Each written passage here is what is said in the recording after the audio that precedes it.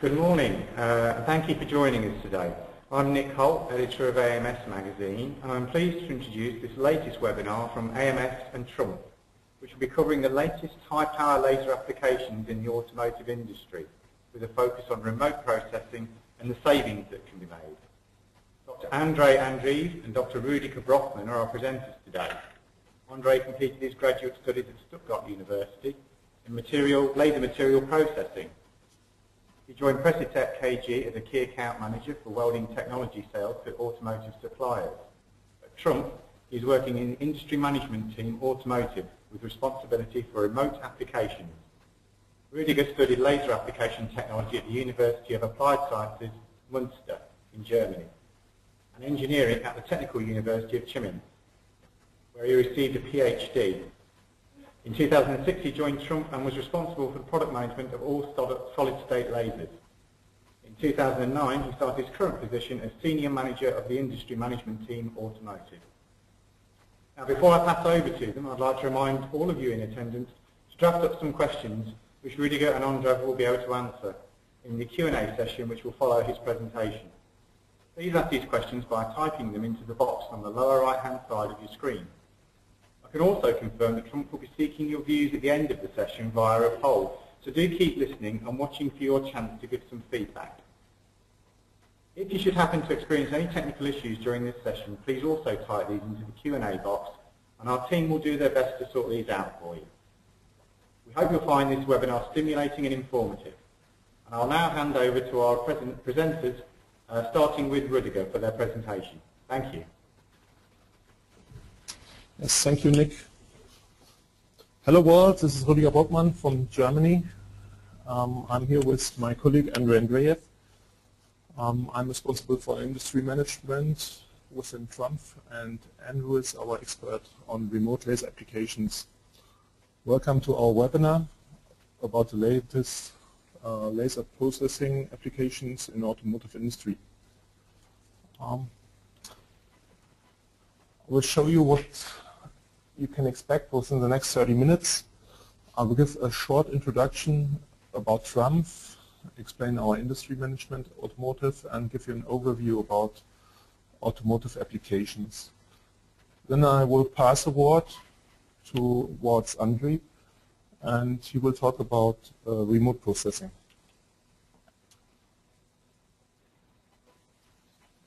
So this is a slide about TRUMPF Group. Perhaps most of you know TRUMPF already, but however, perhaps you don't know our structure. These are the three business fields of TRUMPF. TRUMPF is a totally family-owned business. It's a 100% Leibinger business or company. And basically we have three business fields. First business field is machine tool, where we're producing bending machines, cutting machines, and flat sheet cutters, and also punching machines.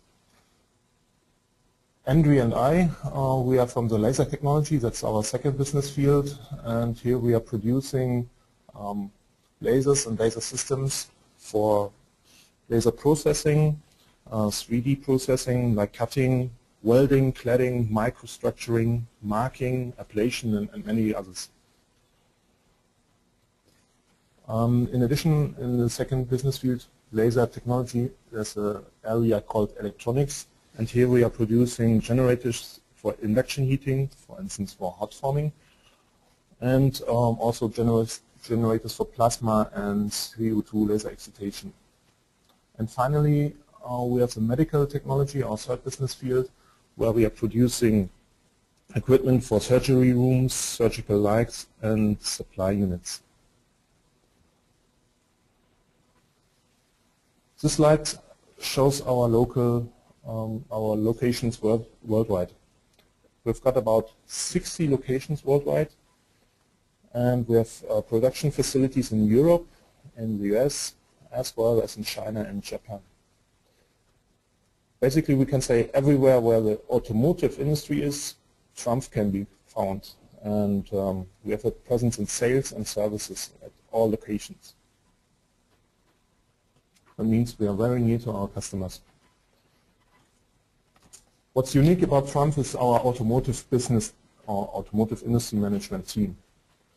We have about 10 experts, automotive experts, and we can provide excellent know-how for different automotive applications like powertrain, like hot forming, e-mobility, that means electromobility, or remote processing.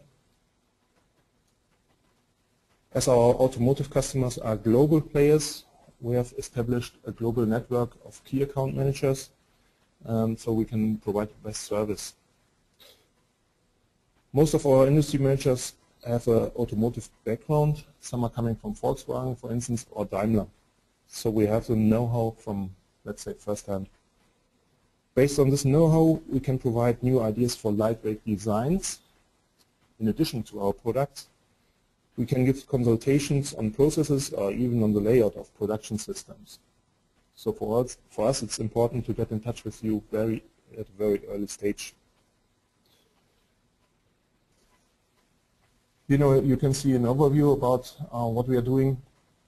We are active in the area of planning, concepts, designs, and of course in the area of processes, technologies, that means in production itself. In the area of planning and concepts, we can give you some estimation or ideas of lightweight designs, flangeless designs. Basic ideas here or basic issues to reduce the weight. For instance, in the last week we had an investigation about a rear seat, and we were able to reduce the weight of this rear seat by 30%. In the production area, we have applications in powertrain as well as in press shop, body shop, or even assembly. I will give you some explanations about powertrain and press shop, and Andrew will talk about the body shop, remote welding. In assembly, we have, for instance, marking applications. In most cases, we have a holistic approach. And here you can see our approach about press shop, especially the hot forming topic. We are looking onto the complete process chain, beginning with 2D stamping or 2D cutting. Instead of heating parts with an oven, we're thinking about induction heating. This induction equipment is delivered by TRUMPF. Then our main application is 3D laser cutting. Then we have laser marking, and also we are thinking about laser welding of these hot form parts. So that's a basic idea. Always look on the complete process chain, and this is especially what we are doing in industry management, automotive. And therefore, of course, you have to have a certain know-how. I will give you two examples for applications. First one is hot forming. Here our main application is laser cutting, 3D laser cutting with 5-axis machines. We are using our disc lasers for best and fastest cutting quality and results in combination with our True Laser Cell 8030. That's a high-performance 5-axis machine. The performance of the system was tripled since 2005. That means the first hot formed part was cut in 2005. So it was a B pillar of Volkswagen Passat. And since then, we reduced the cutting time by a factor of 3. Actually, we can say there's no other system on the market which is such a performance. The beam quality of the disc laser can be adapted to each application, and here we are using a 4mm millirod laser, which means a 100 micron fiber, and typical powers are about 3 to 4 kilowatt. The second example, now from the area of powertrain. In powertrain, we can say we have applications from the engine itself all the way down to the wheel. Structuring, welding of drive shafts, gears, clutches, differentials, and so on. Typical application is welding of dual clutch, which can be seen here. In the past, these dual clutches were welded with CO2 lasers, but nowadays it's more our disc laser, which is used for welding. The beam quality here is 8mm millirod, and the laser power is 3 to 6 kilowatt. 8mm millirod means we are coming along with a 200 micron fiber.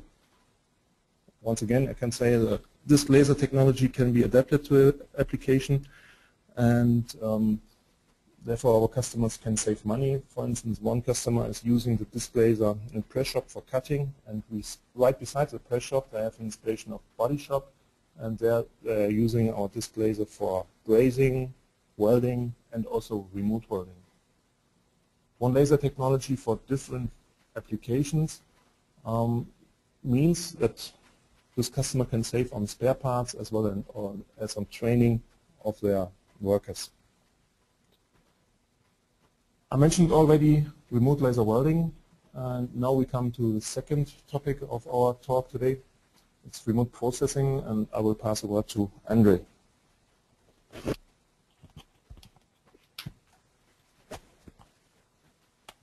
Good morning, everybody. This is Andrey speaking. The topic today is the second topic we have is remote processing.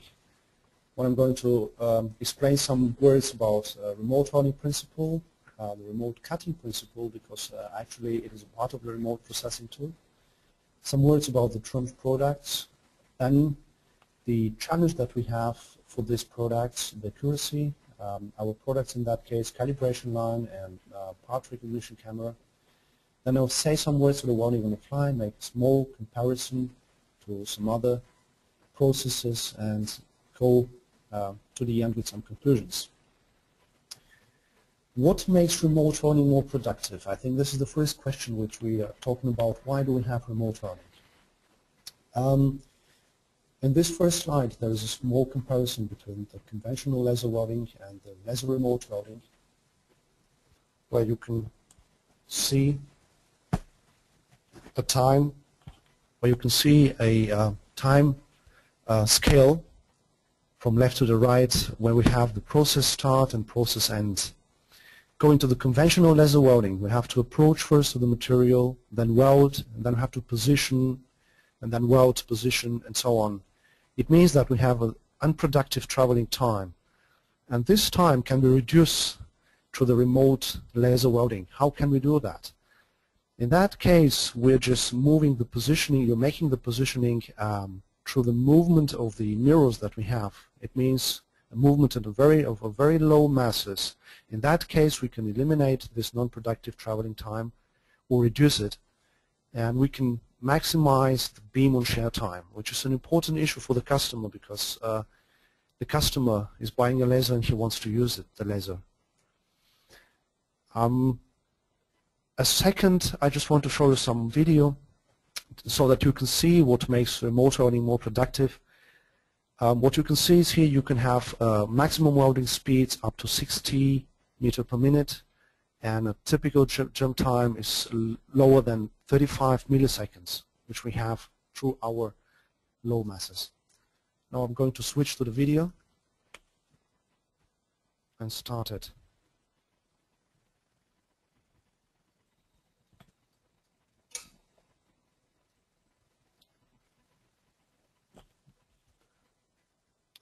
So you can see here on that video that we're just moving very fast on the Z level. So we have two of these blanks on the Z level, and we're doing this movement through our scanner. This is the typical power that we have here and the typical velocity we're using. And as a third slide, what makes remote welding more productive? We can customize the weld patterns, allow for optimum strength of the joints, and increase the design of flexibility. So it means that we can reduce the flange width, we can reduce in that case the material and the weight and the cost savings. It's a very important issue for the automotive companies, because weight and cost saving is the most important thing here. And it's very important that we can optimize the strength. For the crash test, it's a very important issue. Okay, then let's go to the remote cutting. What kind of remote cutting can we have? There are two different processes. We can have a vapor pressure ablation cutting and a vapor pressure melt cutting. For sheets which are thinner than 1 millimeter, we're using the vapor pressure ablation cutting. We have a high intensity up to 100 um,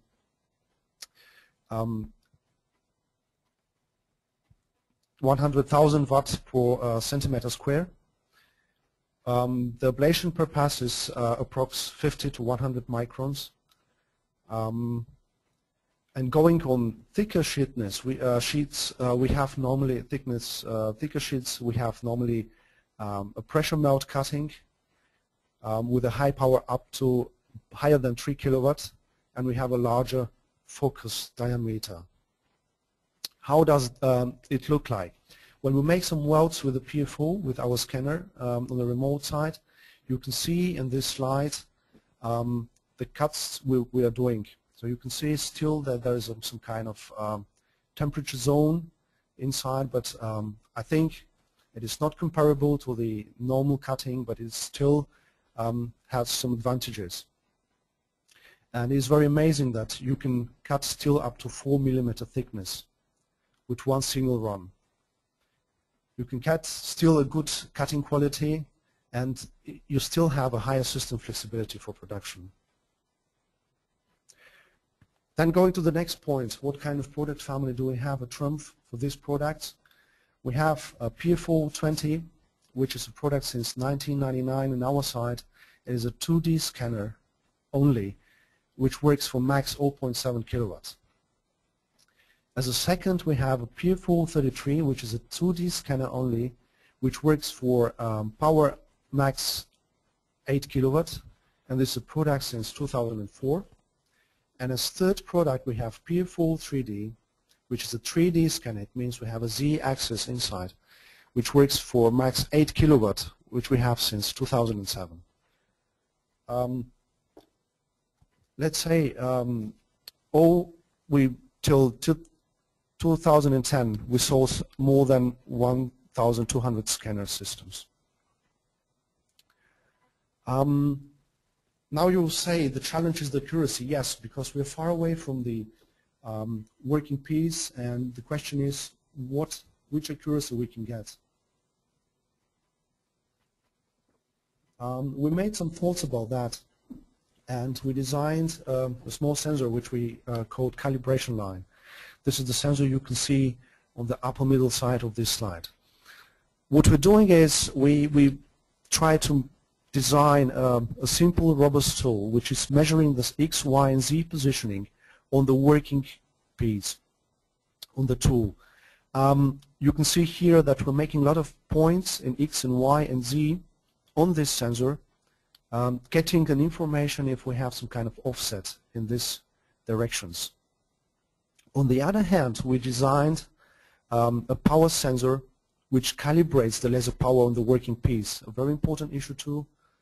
We need not only the accuracy, we need of course the accuracy of the positioning, we need of course the accuracy of the power. And for this, we designed this sensor. The calibration line, the system itself, is very flexible, so you can use one of these sensors, the focus or the power sensor or both, and the interface of this system records the data with a timestamp. Important issue again for the practical guys using it on the production. The other challenge is if I use the PFO in a stationary mode, how can I get my accuracy? And there are another possibilities with the camera which I'm showing here in the other slide, where we can detect geometrical deviation, put an offset into the sensor, into the PFO, into the scanner, and getting a good welding or welds after these measurements were done. You can see a small example before welding and after welding. Before welding, we're just making a picture of this part, and then we have the offsets, and we can put the welds in the right positioning. Again, this is a system which we're using only for small parts, which are where we use the scanner in a stationary mode. So no movement through a robot or some kind of axis. Now we go to welding on the fly as another topic, because we don't use the PFO only in a stationary mode. We use it in mostly in some kind of movement with a robot or with some axis. What is routing on the fly first? Seeing on this example is a movement which is done together between the robot and the scanner. So you can see the processing area of the PFO moving through the path of the robot, which is the blue line, the blue curve here. And what we have is we're programming different geometries, which are the patterns on the left side. You can see it here, number 3, 6, and 2. And in that case, when we just move to a special positioning where we have the possibility with a PFO, with a scanner, to start the geometry, we're starting it and the robot is still moving. So we have a double movement at that time. For this, we can make a comparison between the remote laser welding and the resistance spot welding. Doing this, you can see, for example, one of the, on the left side, resistance spot welding with 34 spots plus shift mark. We need for this 4 robots plus 5 weld guns and additional tool for shift mark. The processing time is 35 seconds. With the welding on the fly, we are faster in that case, and we can make this application with which are 34 marks with a plus a shift mark. We can do it with 1 robot and 1 scanner optics. The processing time is much faster, 13 seconds, and this is the way of thinking. So in that case, being more productive with the laser welding, we can compete in some of the application with the resistance spot welding. What we've done here is, this is another example of the door welding station. So what we can do at TRUMPF also, we can help to the customer to design, or to help them to design some kind of machines and toolings. This is a small comparison about one resistance spot welding, door welding done with resistance spot welding on the left side, and done by a laser remote welding. You can see on the left side the footprint of the machine or of the whole line, and on the right side is the footprint of the laser line. You can see that the floor space is more or less 37% less in that case. The invest is 7% less. Of course, we're comparing here only the process laser welding, remote welding with the resistance spot welding. The other parts of the production are not involved here. The other robots that you need to put the parts inside this machine and outside and so on. The cycle time is approximately the same, but finally the floor space and the invest are important issue here. Doing a small comparison only on the application, we can say that the disc laser with a PFO save costs and footprints, and like going back to the next invest floor space. These are the 2 advantages. And then I want to show you one example. This is the series production with Mercedes-Benz with PFO 33. Exactly this door welding. I'm just going to switch to the video.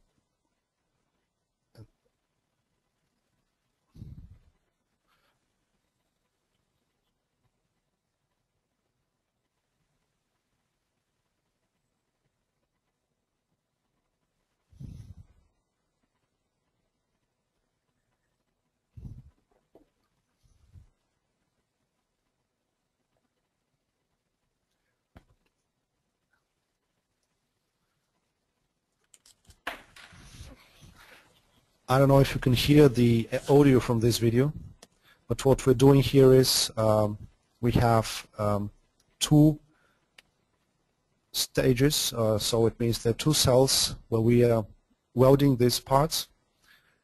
On the one, we're just making the dimpling for the zinc-coated material, and then after that we're welding it.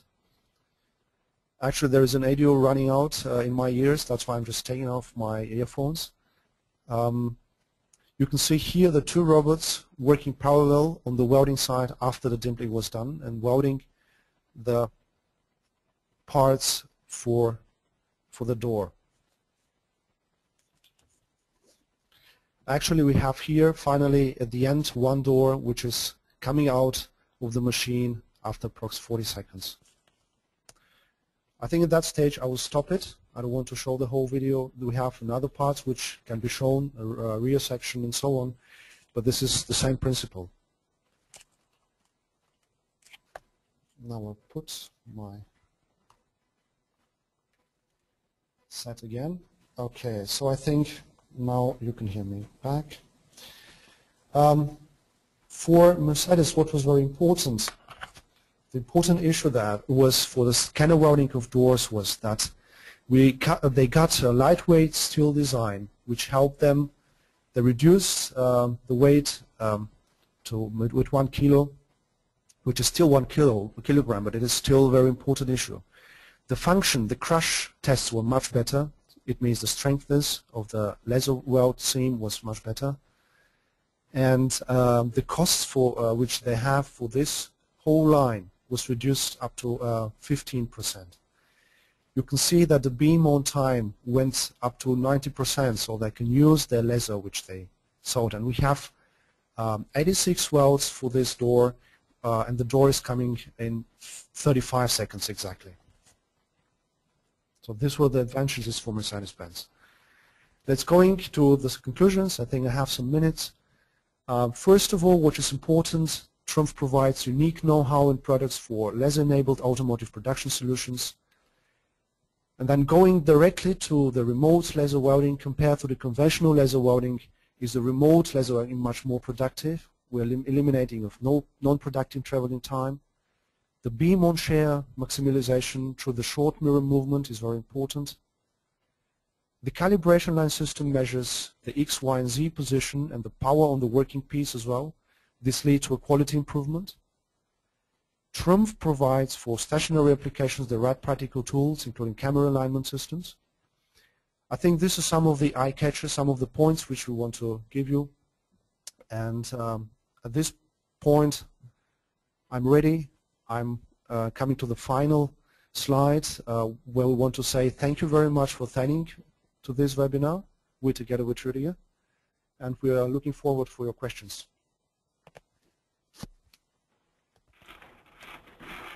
Thanks very much for joining us today, and thank you to Andrey and Rüdiger for that very interesting presentation. The webinar will be uploaded to our archives and accessible in the future for all your colleagues who have been unable to attend this presentation. In the meantime, we have some questions from our audience, which I'll start. We're just going to check on what we've got.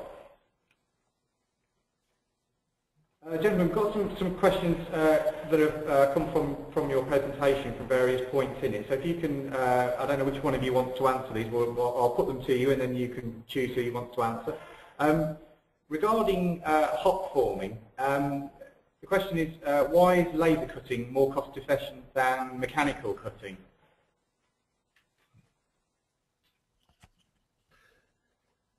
Yeah, that's a difficult question. No, not the question is difficult, but the answer.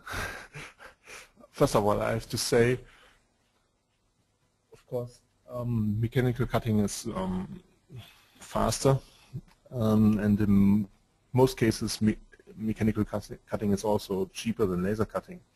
But what is a special topic about hot form parts? It's the hardness of the parts, and that means in some cases mechanical cutting is not possible at all, or the wear of the cutting tools is so high that it causes tremendous cost. And this is a point where laser cutting is more cost efficient than mechanical cutting. In terms of speed, mechanical cutting is faster, I said, yeah. But again, in some cases, especially for these hard parts, mechanical cutting is no longer possible. And that's why laser cutting is more cost efficient. Thank you. Another question here.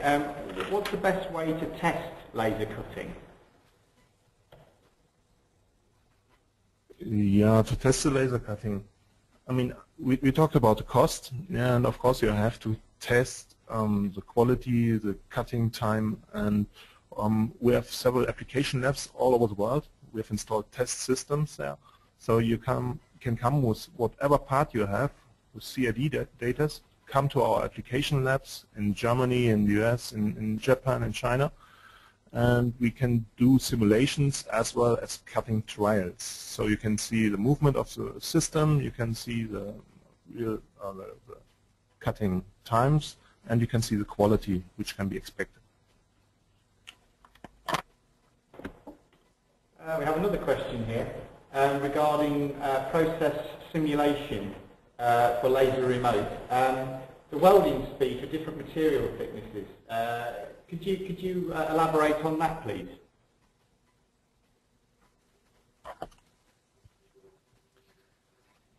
Yes, you have different possibilities. It depends on the power you're using. But I'll just say one example using 6 kilowatts. We're using our TrueDisc 6602 laser with 200 micron fiber, and a PFO 3D or 33 with focal length of 450 microns. It means you get some kind of spot of 650 microns on the working piece.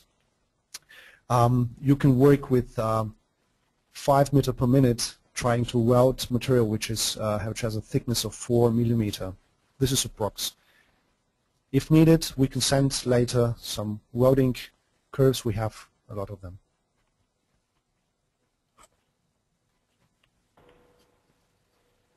We have another question regarding powertrain. Someone's asking what are the advantages of using laser welding in the powertrain process? Okay, there are different advantages.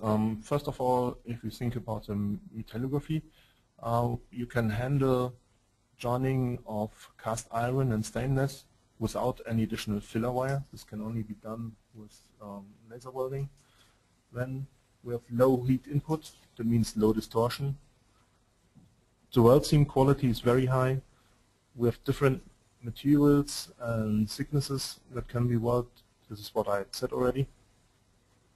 If we think about lightweight design, most often, or in some cases, we are substituting screws by laser welding. That means weight can be saved.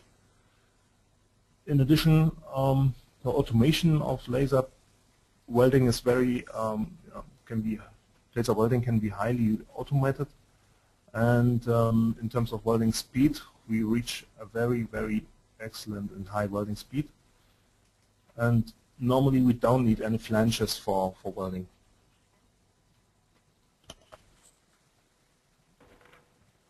And staying on the topic of powertrain, the question is, what is the right laser source or wavelength for welding in powertrain?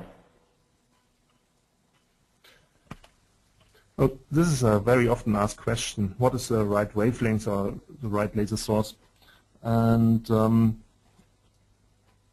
I cannot give a final statement. What we can say is each application has a certain need for wavelengths and power and beam quality. And if you come to our lab and have a certain application, we can choose the right laser source for this application. In some cases, we even try the CO2 laser as well as the solid-state laser. That means 10 micron wavelengths as well as 1 micron wavelengths for the same part. And after the first trials, we can see what is the best laser source for this. The CO2 laser has some advantages in very, very deep penetration welding and with some metallography. The CO2 laser weld is smoother than with 1 micron. With 1 micron, perhaps we have a higher welding speed with thin sheets.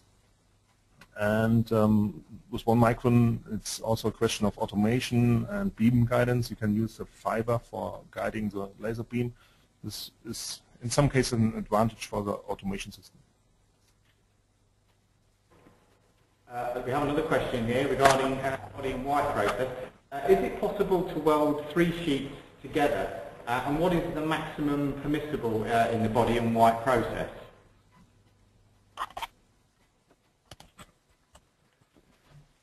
Yes, it is possible to weld these 3 sheets. It's important to know if they're zinc coated or not.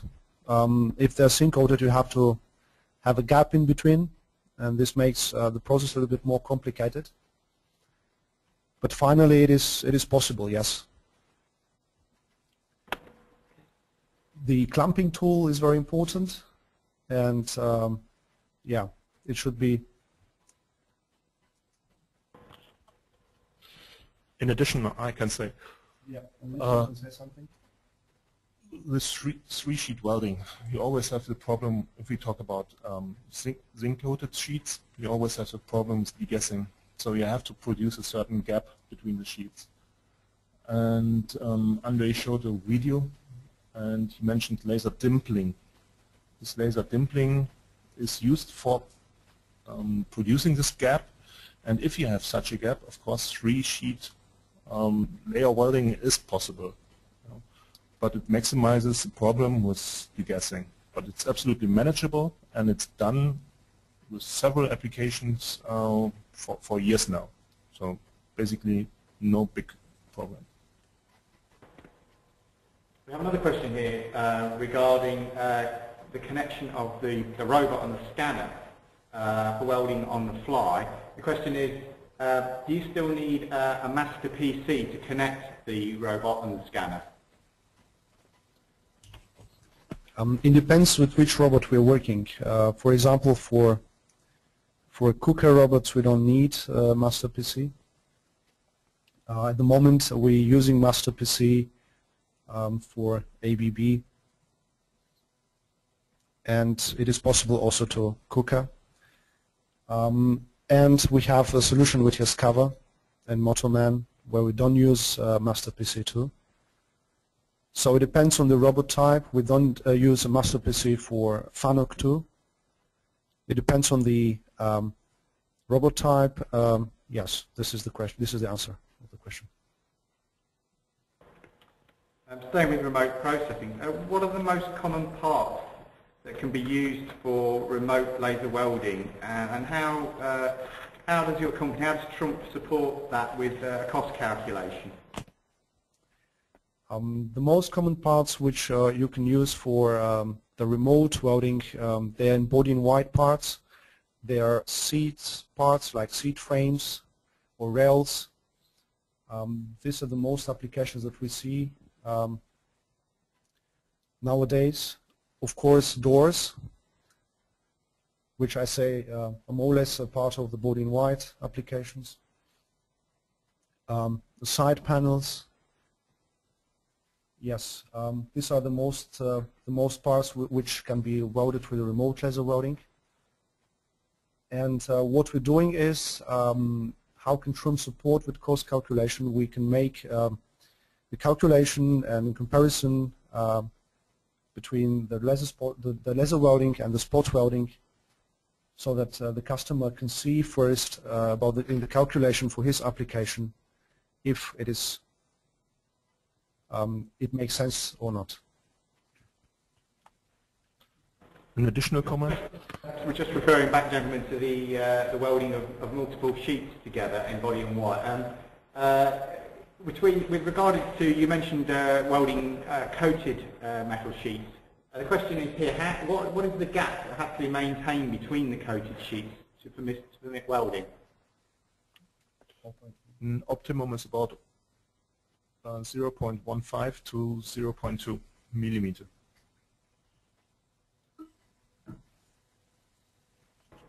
And one mark from my side, it can be done very good with the laser as a tool.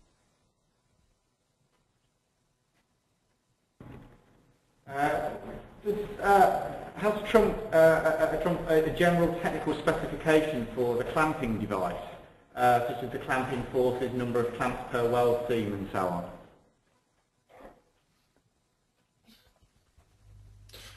So we don't have a general specification, because each part needs a special way to clamp or to fix. But of course we have a lot of experience. We have experience with 3D parts, we have experience with doors, we have seats and so on, IP beams, and it all comes back to the part itself. One important point is the preparation. As you said already, laser dimpling, for instance, to produce a gap. If we don't have zinc-coated material, we don't have to produce such gap. In general, a trend is to simplify fixtures to save cost. And this can only be done if you have experience from the past.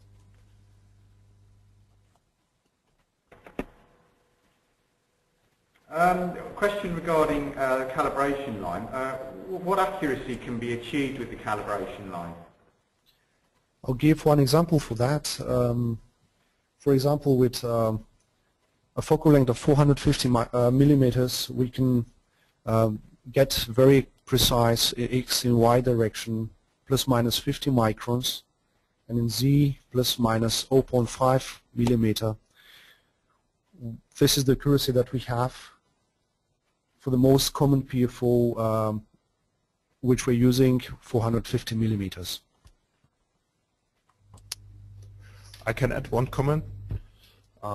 We got a test system in at one OEM, one source in southern Germany, and the feedback of this OEM was, well, we never saw such an accuracy before. And these guys tested a lot of remote welding systems.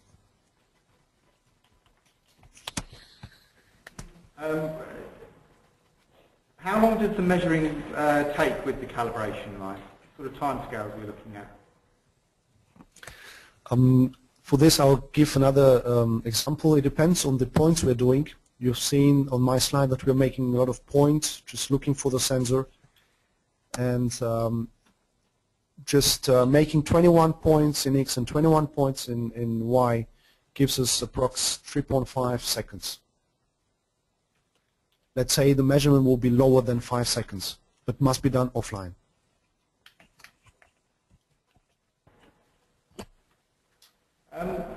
Regarding the measurement under the calibration line, how does this work under production conditions? It is working. In that case, the customer is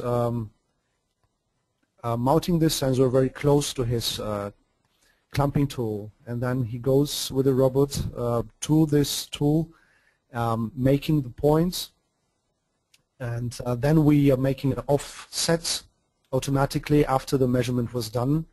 We're sending this offset to our laser and to the PFO program, and then we are adjusting the PFO, and all this thing is happening in a time rate lower than 5 seconds. This is how it is working under production conditions. Regarding measurement with the Cognex camera, how long does it take with the Cognex camera when it's mounted to the PFO, the measurement? Yeah, this is a very common question because it takes time for this camera. This is the part recognition camera called Cognex 2. It takes time just to make a picture, to smash a picture, to send the offsets to the PFO programs, but it actually takes something like 200 to 300 milliseconds for the camera to make this, to make these things. We have another question from one of the audience in India. Is it possible to weld simultaneously with a single source, with a single laser source and multiple PFOs? Yes, it is possible. What we have is we have up to, on our lasers, up to 6 outs which can be used in the time sharing. So it means that first you can weld on the one line, and then you can weld on the other, just because you have the connection to the laser through the fibers that you have, and then you just switch the beam between the one fiber to the other.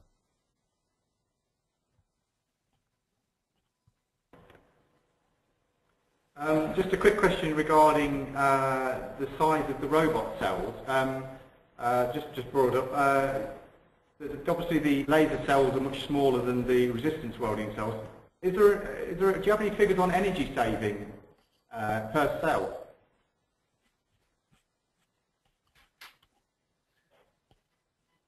I think we have some kind of information for this. Just a second, we're just searching to give you the exact answer.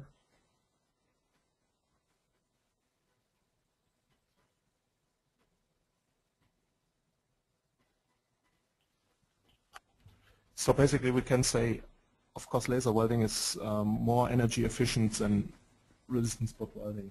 So there were done some investigations, for instance, by University of Darmstadt, and this university compared laser welding and resistance spot welding, and the result was that laser welding needs about 50% of the energy of resistance spot welding.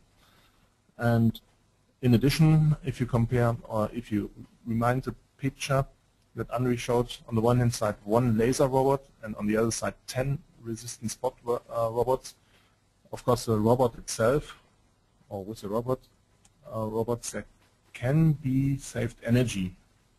1 robot takes only 1/10 of 10 robots. That's pretty obvious.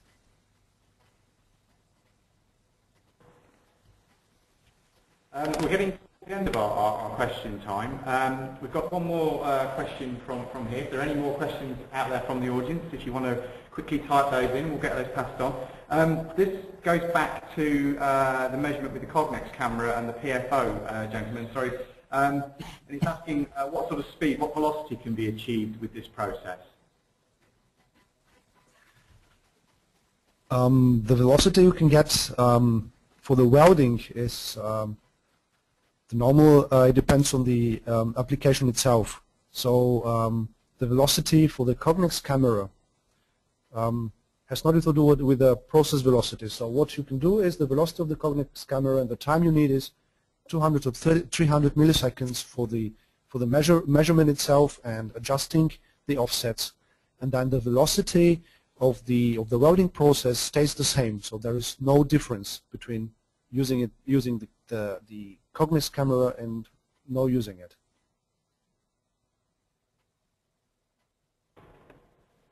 Well, we've reached the end of our session now, I think.